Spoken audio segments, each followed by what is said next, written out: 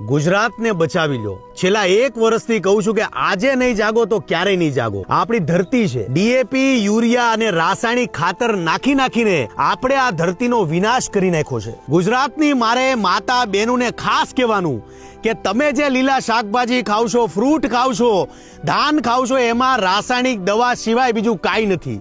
અત્યારે હાલત આપણી એ છે કે ગુજરાતમાં કેન્સરના રોગો ઘરે ઘરે પ્રસરી રહ્યા છે। અને યાદ રાખજો, જે લોકો અતિશય દવા છાંટી રહ્યા છે એ પાપના ભાગીદાર બની રહ્યા છે।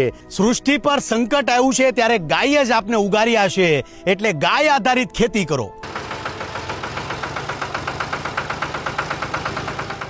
200 લીટરના 2 કેરબામાં આજે હું બનાવું છું ઓર્ગેનિક ખાતર, અને ઓર્ગેનિક ખાતર બનાવવા માટે આ 12 વસ્તુ આપણા માટે વરદાન છે।